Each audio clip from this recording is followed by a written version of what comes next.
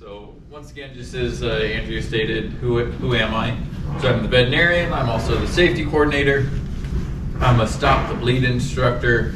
I'm part of the risk safety committee that's for the entire city of Minot, as well as I'm the welfare committee lead. And you guys may have to deal with some welfare complaints. So customer service is the face of the zoo. You guys are pretty much the first person who they interact with and probably the last person who they interact with. So you guys are the ones who make the first impression and then will leave a lasting impression on them. What does that mean? So that just means that you guys should look presentable. Once again, it's one of those, I don't think we'll have any issues, but no midriffs, no mini skirts. No profanity, no beer, no marijuana, anything like that on your shirts. And then once again, be polite and respectful, even if they're, and it stinks, I've been in customer service as well, even if they're angry, it's very rare, but you just go, yes ma'am, yes sir, and if you guys have any issues, you guys can reach out to one of the managers. And then my big thing for here, as you guys all know, is don't stay in your little bubble. You guys may be asked to help out with either safety drills or incidences, especially like lost children, things like that. So we may be asking you guys to help us with different things. So radio and the PA system. So you guys will be trained on the PA system. That's so that we can make announcements. I believe they're going to be recorded this year. However, if we were to get a severe weather storm that blows in, you guys may have to jump on the, or be asked to jump on the PA system just to announce kind of things. We do use some codes, and we'll go into that a little bit later. But when in doubt, just use plain speak. And then once again, don't be afraid to radio out keepers. So what's really nice is if you're working mornings, go front desk to keepers, our first guest around grounds. That just allows the keepers to have a little bit of an idea to close the gates, because we leave those open for vehicles, things like that, while we're using the gators in the morning, things like that, to haul manure. And then we don't want guests to just be wandering into the clinic and things like that. And then once again, if you're closing, just to go, hey, front desk to keepers, just want to make sure, are all guests off the grounds. They may then do a sweep on the north trail as well as on the south, and then go, we have 2 people left, or all grounds are cleared. Because the last thing that we want to do is to close the zoo and have people left in the zoo. We've had that happen before. So pretty much train, front desk, concessions will all have a radio. Pretty simple. We are all always going to be on station 1. It'll always be set there. And then to turn it on, you use this far left one, turn it on.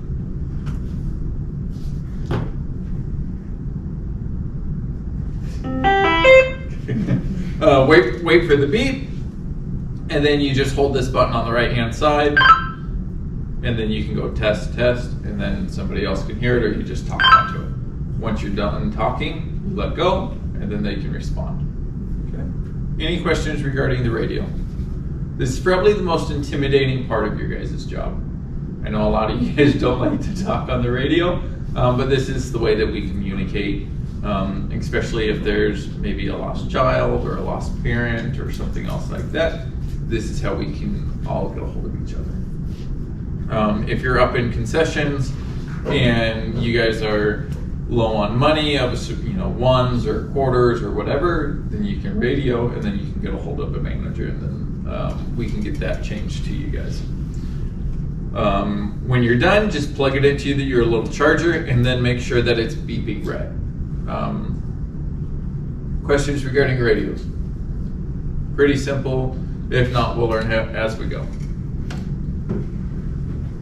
So risk safety binder and SDS binders. So this is how we kind of divide our risks as far as public and human safety. It's divided into high, medium, and low probabilities. We have protocols, procedures for each of these things. And on slow days, I recommend you guys flipping through these. They will be the green binders. SDS may be a yellow, but we also have a green SDS binder as well. In here, you guys will see there's a table of contents, and then pretty much it's just section D, I believe. Yep, section D is the one that you guys really need to read. The rest of it, you guys really don't need to read all this, but it just talks about different things, goes through high probability, low probability. And we'll kind of go through this. This is kind of a Cliff Notes version of this binder, but it is nice if it's slow, read through it just so that you guys are kind of aware of different things. On the other hand, there's the SDS binder, so safety data sheet. This is going to cover all of our things, all of the chemicals that we use, no matter what it is. This is mainly cleaning chemicals, but you don't have to read this, but just be aware of where it is in case you were to get a chemical in your eye. Most of the things that we have are pretty benign or household cleaners. The number one thing that we use is Oxivir. Essentially, it's accelerated hydrogen peroxide. Isn't going to cause really a whole lot of issues because it's essentially water and oxygen, or oxygen and hydrogen, which is pretty much water, but it will sting like the dickens if you get in your eye. If that were to happen, then what we do is we fill out a work safety WSI form, work safety incident form, and then we'll send you with that sheet so that then you can go hand that to the doctor so that they know what to do. Pretty simple. This is both a state AZA and USDA regulation.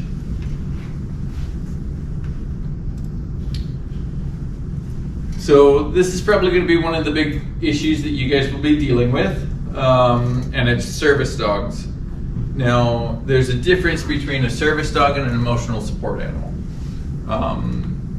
The ADA, so American Disabilities Act, does not see emotional support animals as service animals. They do not have the same rights by law.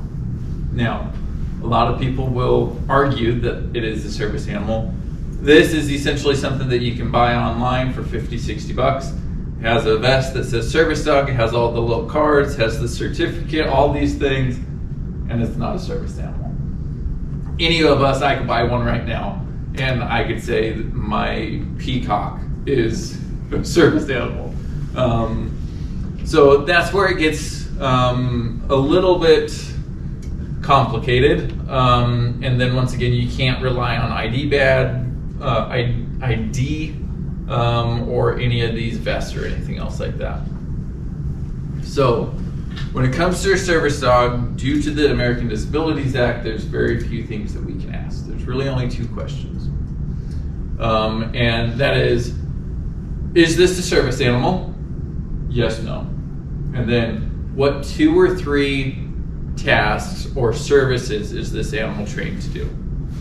If it's a true service animal, they're going to rattle them off.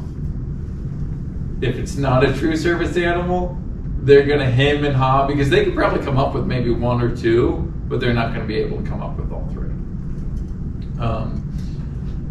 If you or a manager deem that it is fit, or you don't want to deal with the argument and everything else like that, just let the keepers know. Once again, get on the radio, go front desk to keepers, just so you know, I'm allowing a service dog in. It is a medium-sized black lab with a blue vest, right? That just allows the keepers to keep an eye on them, especially in certain areas where we have like the glass viewing, so that we can make sure that the animals are safe. Our animals are still wild. They see something on the other side, they may run into the glass. Or if this animal is barking or disrupting anything going to the bathroom, disrupting any of our other guests, we have a 0 strike policy. So if the keepers or yourself see these, we will ask them to leave. If they are throwing a fit, call a manager, either myself, the director Jeff, Andrea, anybody else will then escort them out. Zero strike policy, perfect. Can anybody else name the other legitimate service animal? Mini horse, right?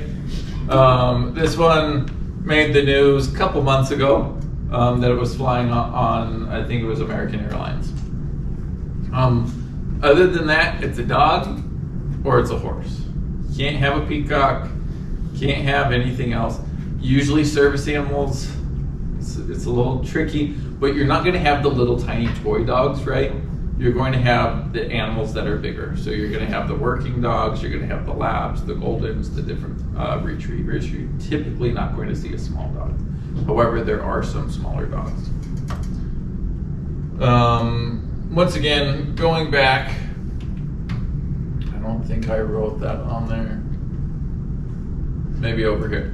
There are some unforeseen medical issues, so we can't just assume that somebody who has that dog needs it because they're blind, XYZ. They may have seizure alert dogs, they may have diabetic alert dogs, PTSD, things like that. So once again, that's where it comes down to, is this a service animal, or what 2 to 3 services does this animal provide? Questions regarding service animals? Now we kind of go into the risk safety binder here. So we'll just talk about the high probabilities. We won't really talk about the low ones. Low ones would be different things. We may talk a little bit about bomb and active shooter. However, we're not going to be talking about blizzards and things like that because you guys are obviously summer staff. Structural fires.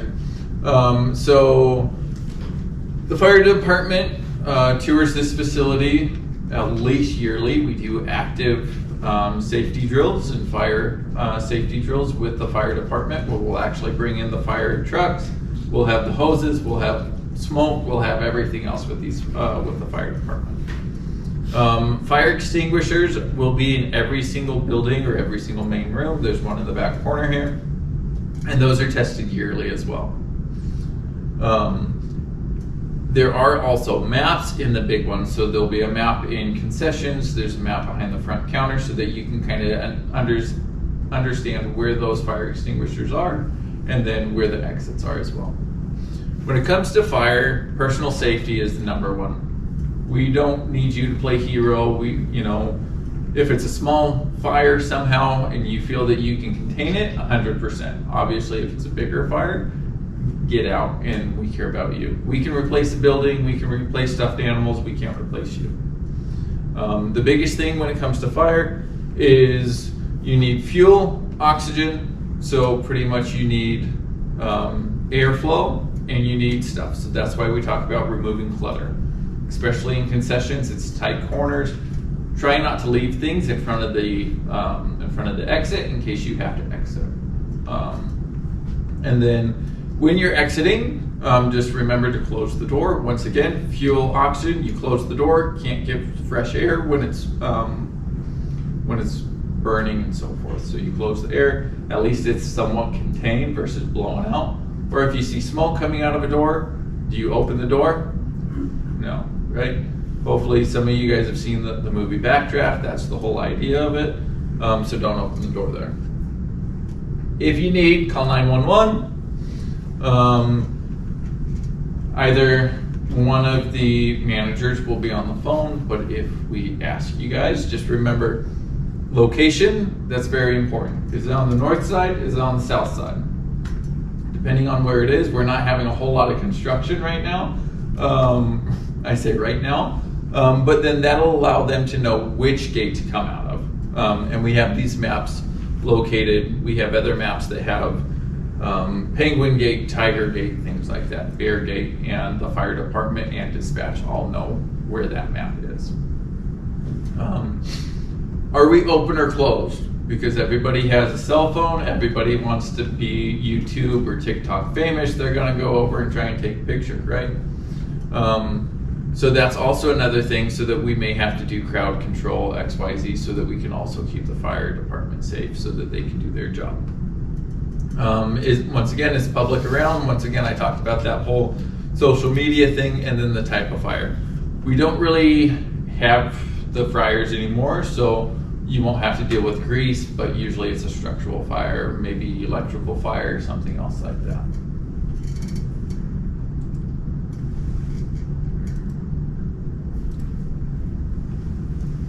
Something that we will deal with during the summer, we deal with it every single year, is high winds and thunderstorms. There's a weather radio on the front desk. We also use the KX weather app.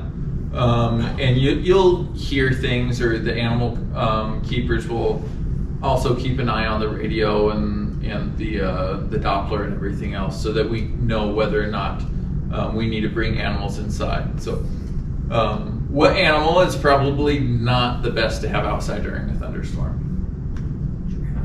Giraffe, right?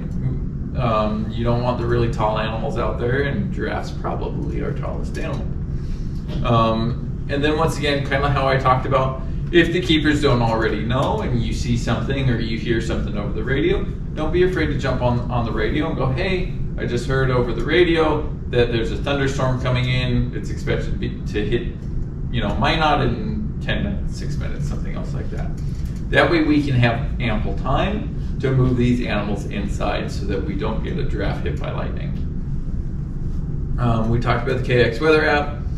Tornado shelters. So basement of the visitor center is where we are. So that's one tornado shelter. Basement of the aviary, in which keepers will bring folks into that one. And then North Trail doesn't technically have a true tornado shelter, but the Discovery Barn would act as one.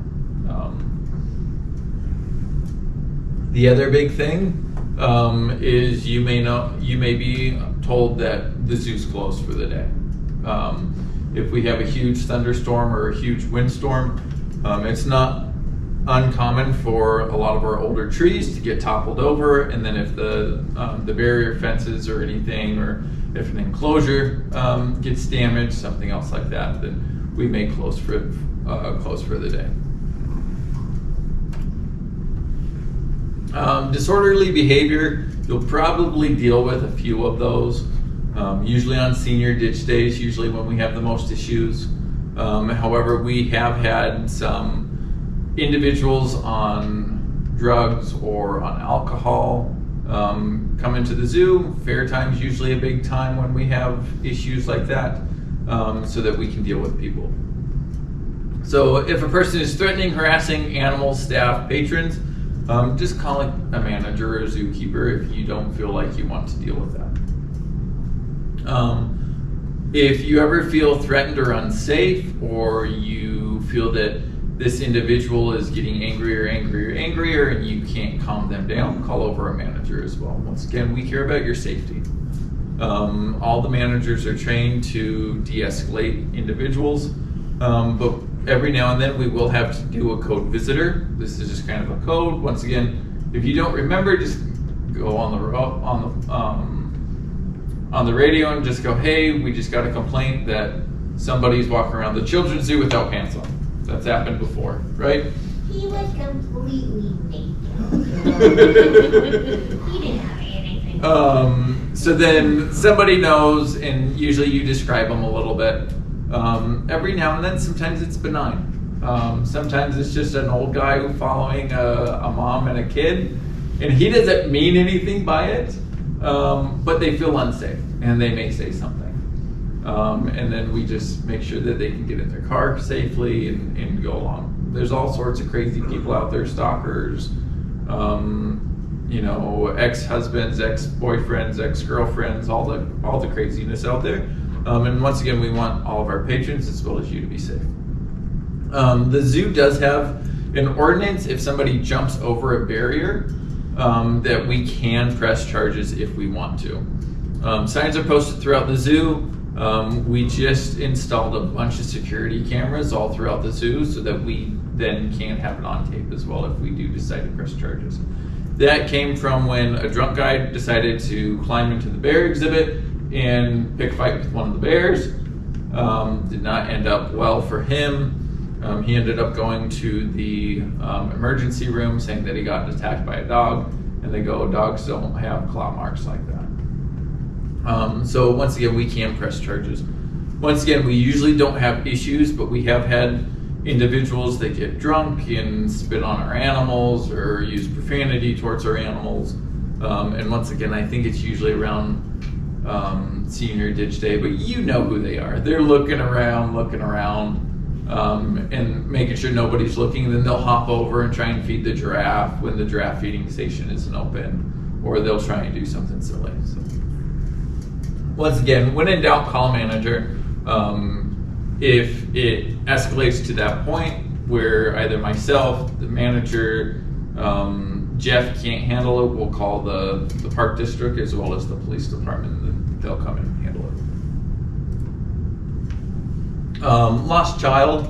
So this is fairly common. We have had a few lost parents where the kid comes to us and goes, I can't find my mom, or I can't find my dad.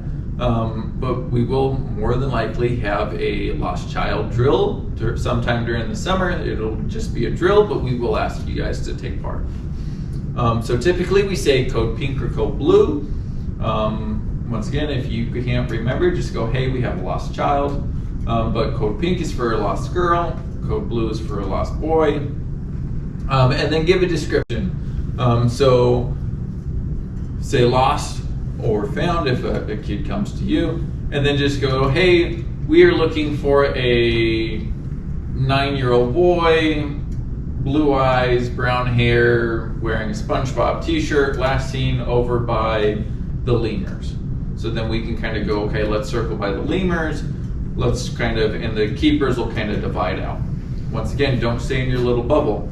If he was over by the lemurs, he may be in the bathroom over in concessions. So we may ask you to close up concessions, walk around, check the bathrooms, and so forth. Once we say it, then we go, hey, we found them, and then we'll escort them back, and then we wait for a manager to give them back to the to that owner or guardian. A lot of people, once again, go, oh, this is my kid, or maybe it's the dad that doesn't have custody and he knows and he's trying to take the custody of the kid, or so forth. Other things would be placing people by the zoo exit, or we may ask you to walk around the parking lot. A lot of times the meeting place is either the exit or the entrance, or it's by the car, and that's their meeting place, right? So we may ask you guys to go out there if we can't. Perfect. Any questions regarding lost child?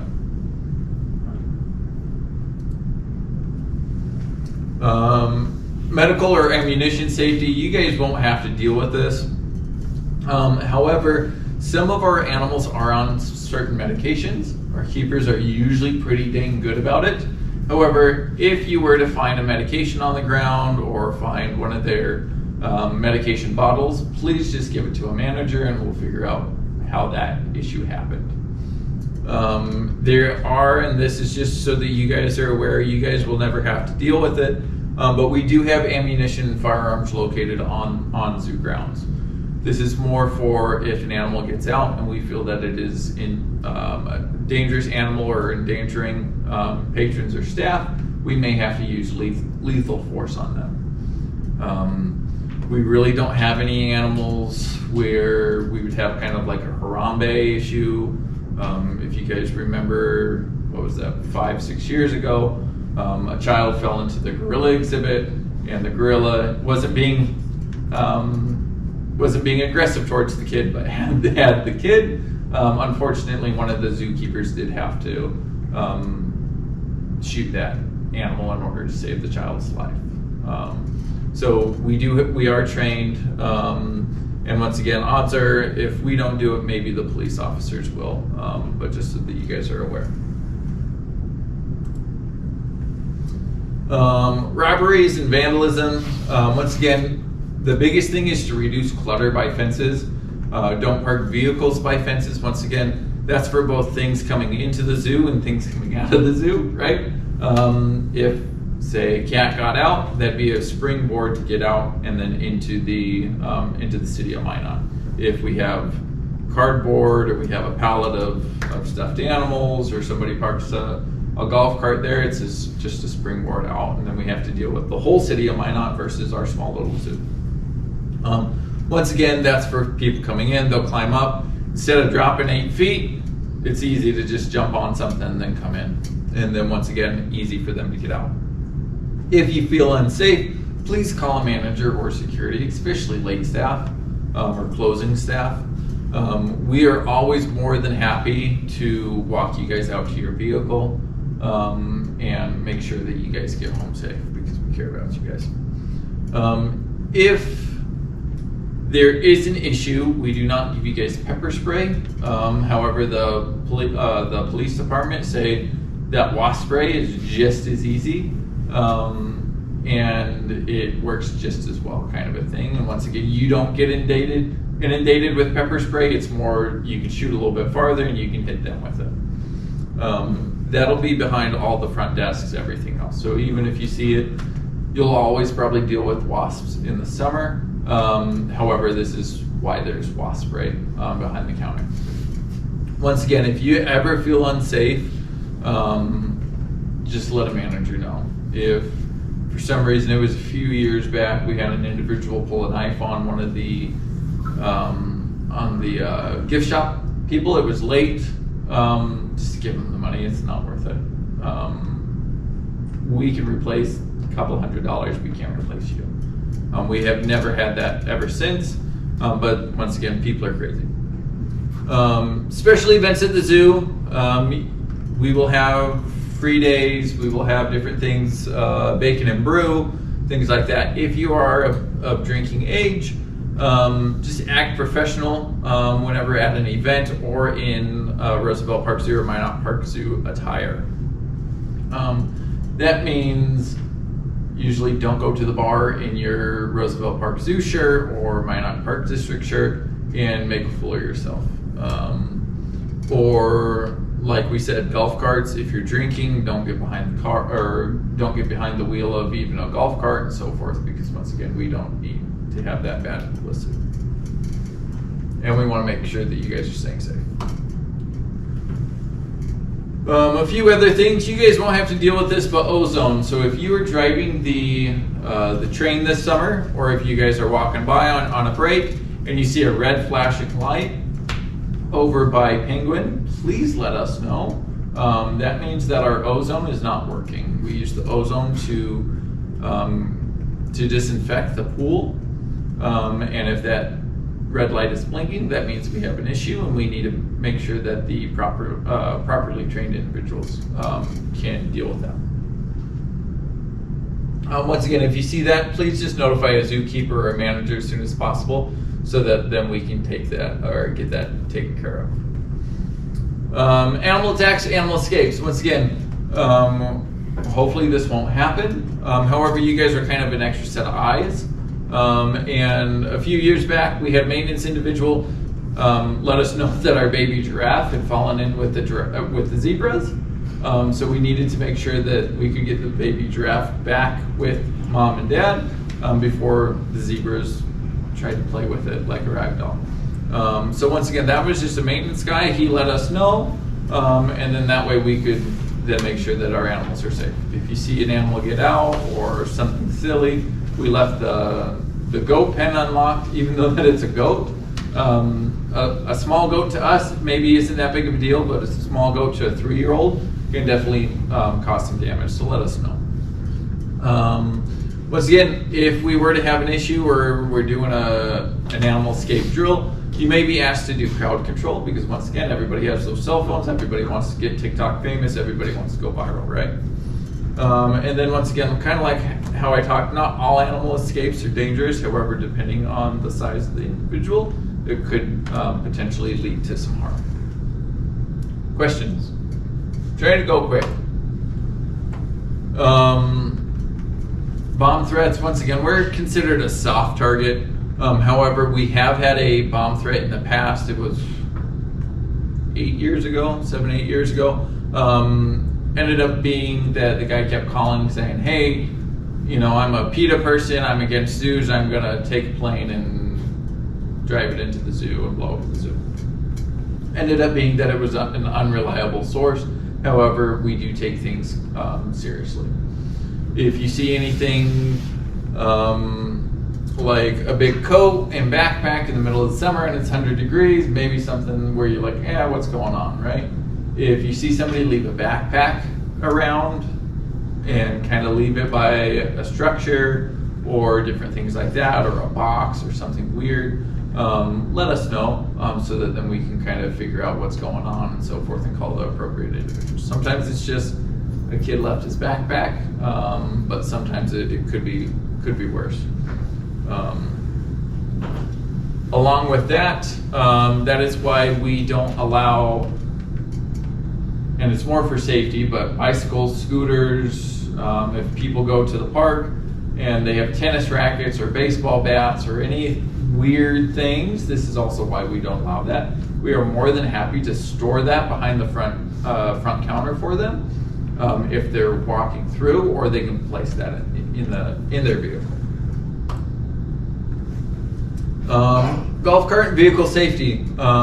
Pretty simple, but we're all addicted to our cell phones, right? So no texting or talking on the phone while driving. If you need to call somebody, then pull over and we can figure that out. Don't leave keys in vehicles, especially in the golf cart, because people like to go for joyrides, right? Especially this beautiful train, people like to try and steal that. And then make sure that your parking brake is fully depressed and secured. So we don't have lever brakes on our golf carts. If you're parking up on a hill, or if you're just regularly parking, even if it's on a flat surface, push all the way down, you'll hear it click, click, click, click, click, and then you let go and it should stay down. It shouldn't come back up. If borrowing a golf cart from any of the other areas, you guys will be snow leopard, correct? Zebra, okay.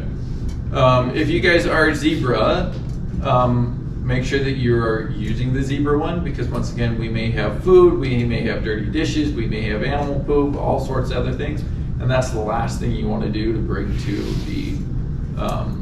the concessions. And then the train. Please slow down when driving the train. I'm sure somebody will smack something with the train. However, this train, especially going into the train garage or going around corners, things like that, one, you don't want to hit people. Two, it takes a lot to kind of stop that train once you kind of get it going. And just be careful while driving it. If you were to have an issue where you were to smack a fence and try and cut a corner, or something silly were to happen, no matter what it is, just let us know. We'll fill out an incident report. You're not going to get fired unless you're obviously doing something silly. But we understand that accidents happen. Our keepers are probably the worst on vehicles. And they probably don't fill out as many incident reports that they should. However, just let us know. We'll figure it out. We'll figure out, was it something weird with the brakes? Was it something weird, so that we can kind of fix it if we need to. If there's damage, like a wheel or something else, we don't want the whole train to be full of kids or people and then a wheel to fall off and deal with that shenanigans. So just let us know so that then we can try and figure out how to prevent it in the future. Once again, this has happened in the past, probably won't happen again, but tanker spills, if it's anhydrous ammonia, we have certain people who are trained or who are HAZWOPER trained to deal with this issue, so that we can come in, make sure that the filtration systems on the buildings are good and we can get all the animals inside. However, we will be closed that day, so you'll probably get a mass text, or you may have Andrea or somebody else call you going, hey, the zoo's closed today, so don't come in. Pretty simple.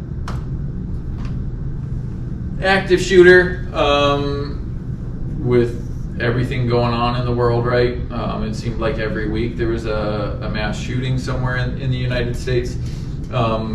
potentially could happen here. The number one cause of active shooters in public spaces typically occur due to domestic disputes. Once again, people are fighting over custody or fighting over something else, and they want to figure out where can they come and try and figure out what they're going to do. So the easiest thing is kind of lock doors, stay away from windows, call 911. I know this keeps changing, the whole run, hide, fight kind of a thing. But once again, it's all about, we care about your safety. So if you can get away from that dangerous situation, please get away from that dangerous situation. If you can't, then once again, we go down to that, stay away from windows, lock the doors, try and figure out how to get in a safe spot where they can't get to you. A lot of times it's where we can get behind a door or get to the aviary or try and figure out where they can't get, because a lot of our doors are lock and key where they can't get through those. And then in the last resort, figure out how to disarm that individual. So once again, very, very low probability, but we want to make sure that you guys are aware. We go through chemicals. You guys will be dealing with chemicals on a daily basis. Once again, we talked about the SCS binders. If you were to get water in your eyes, we have multiple eye wash stations, or we have eye wash in all of our first aid kits. And we'll wash that, or we'll figure out how to get that chemical off your skin in a proper manner. And then once we can kind of get it contained and under control, then we'll wrap you up, we'll fill out that WSI form, we'll get you on and get the help that you need, unless we need to call 911. First aid for visitors.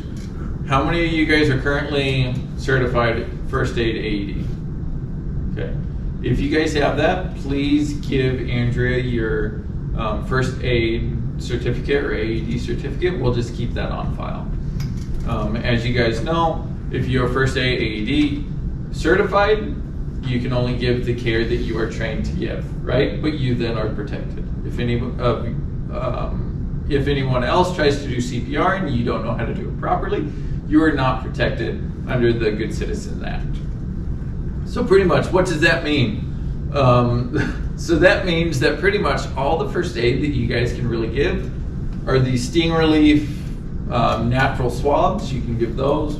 I'm sure you guys will be handing out plenty of those come later this summer. And a Band-Aid. You can't give out triple antibiotic, you can't give out alcohol, you can't give out Tylenol or anything else like that. So you will see that we have first aid kits pretty much in every single building. However, we installed a new one this year where it's essentially a very, very small one, where you have an ice pack, which is the third thing that you can give out. It has the sting swabs, and then it has Band-Aids. It doesn't have anything else. We do have other first aid kits that have other things, burn creams, things like that, Advil, things like that, Midol, whatever. Just let a manager know, and if you are having a headache or something else like that, we can get you stuff if you don't have it. But you cannot give that out to the public. We also have 2 AEDs. They're checked about every 3 to 6 months. One right behind the counter, and then one on the North Trail. Those are pretty much self-explanatory. We'll get those. By then, you'll have somebody who's trained in how to manage that. Questions regarding first aid? Pretty simple. 3 things: ice packs, sting relief, Band-Aids. Everything else you can't really give out legally. We're allowed to give those out too if somebody, like a kid, falls and. Yep. Okay, we are. Okay. Yep, those are the 3 things that you can give out. Just let us know. I think there's like 2 ice packs in that small little thing, or if you're getting low on Band-Aids or sting relief, let us know. We have extras so that then we can just fill it.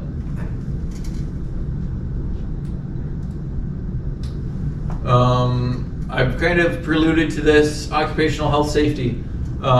So animal staff are all TB tested.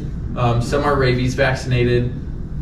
So if you see something acting funny, just contact me. if it's a squirrel that's foaming at the mouth or something else like that. I'm rabies vaccinated. I can deal with it. I'm also trained to handle animals. A few other staff are the same way. But the biggest thing are kind of slip, trips, and falls, right? I think that's close to $1 billion in the workforce every year in the United States of what it costs Americans and American businesses. So if you were to have any sort of injury, no matter what it is, you trip over your own feet and you fall on the ground, whatever it is, let us know.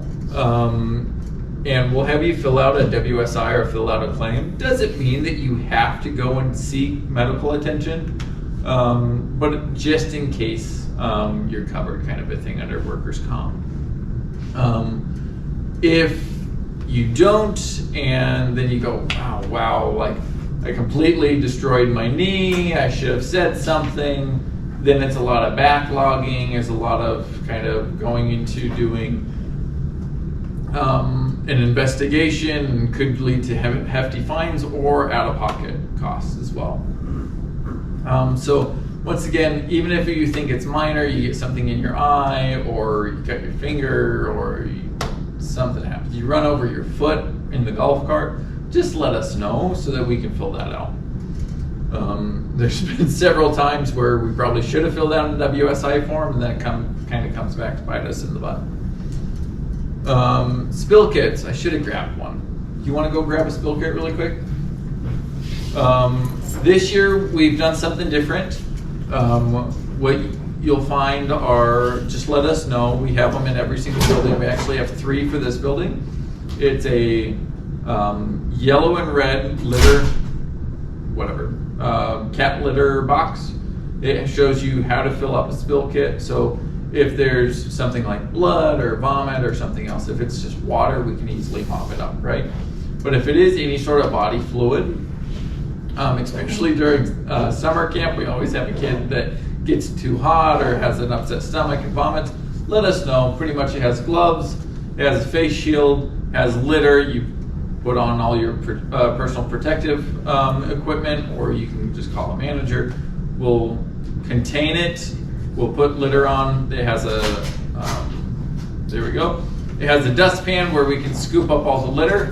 Pretty much everything goes back into the box. You give it off to a manager, and then we throw it away, right? So these are what the kits look like. You have a mask and a face shield so that you don't get anything in your eyes. If you need, we can kind of clean up some of the stuff or the bleach or anything else with 2 rags. We have bleach that we can pour on the blood or any bodily fluid so that we can disinfect.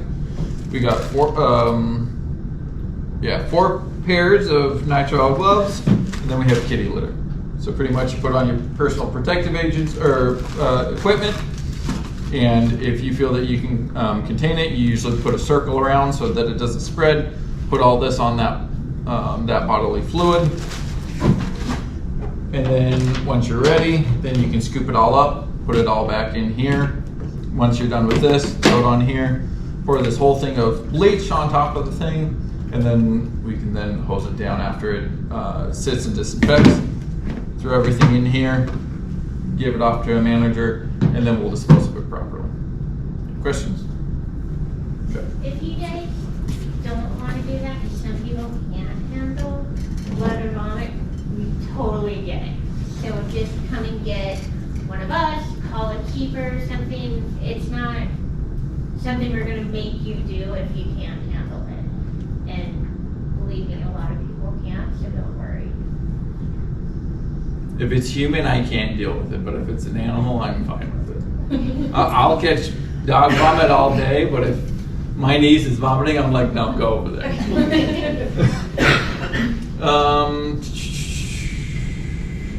Once again, incident reporting forms. I talked about if you guys get injured, but however, if a patron gets injured, usually, hopefully we got rid of all those dang benches, but we do have some old school benches. We have 2, so we're going to have people trip over the last 2. But they have really long bars that are black that like to hide in our black pavement, and people don't pick up their feet and then they trip over them. Every now and then they'll they'll complain and so forth. Or once again, if they do get injured and they're like, hey, just so you know, have them fill out an incident form so that we have their information and so forth, so that if they have to then go to the hospital, everything else, we at least kind of have that documented.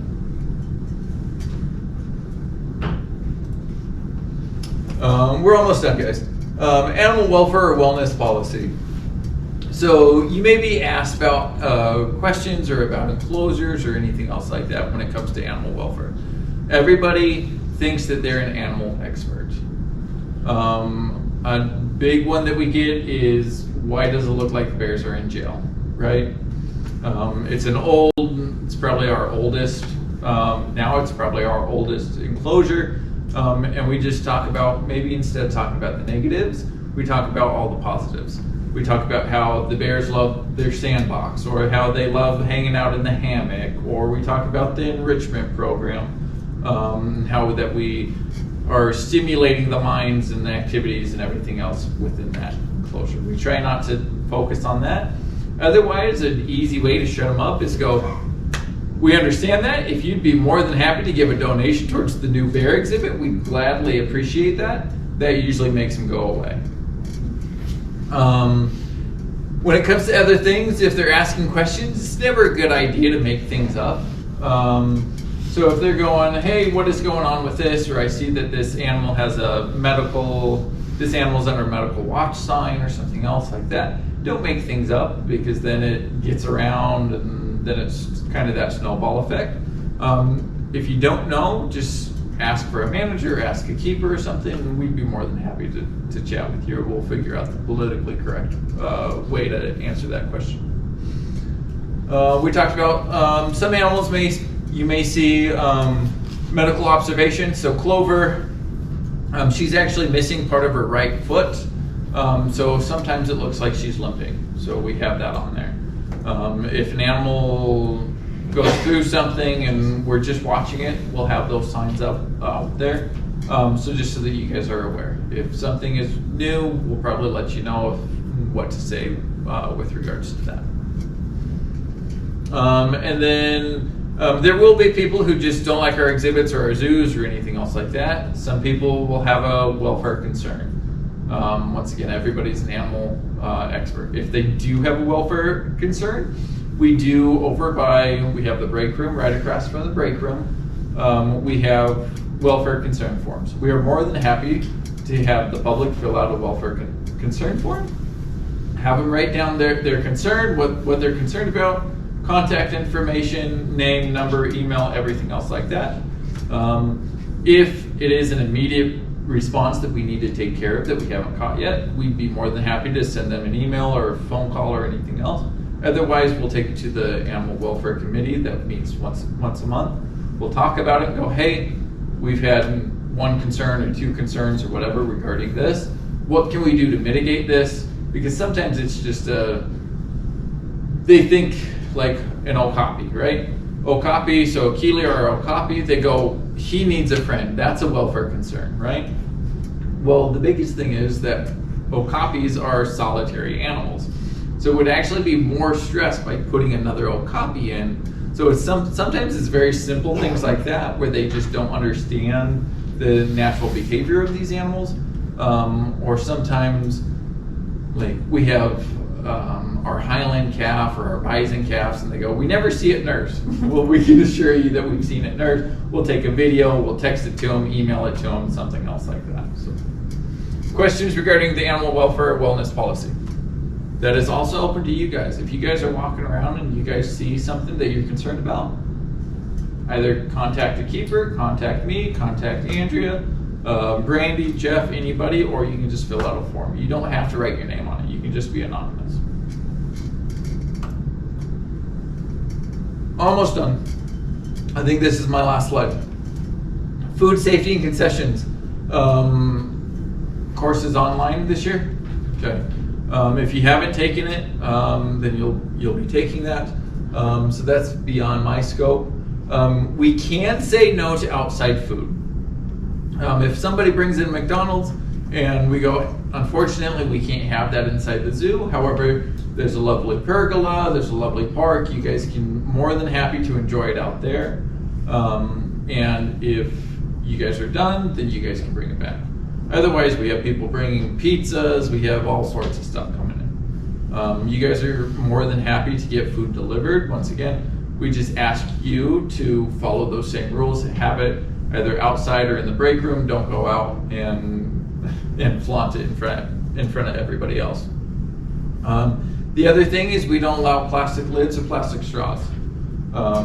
What happens is those get into enclosures, animals eat them, everything else like that, and then it makes all of our animals sick.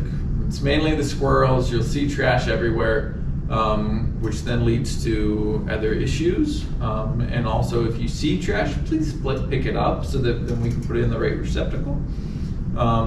And along with that, if you see people feeding candy or anything else to the primates, please let us know. We've gotten away from that, but a lot of times on the free days, they'll try and give out candy, things like that, and that gets our animals really, really sick. If you guys haven't watched the documentary, A Plague on Plastics, it's really, really good. It's about the Galapagos, but it's a really good documentary. Any questions?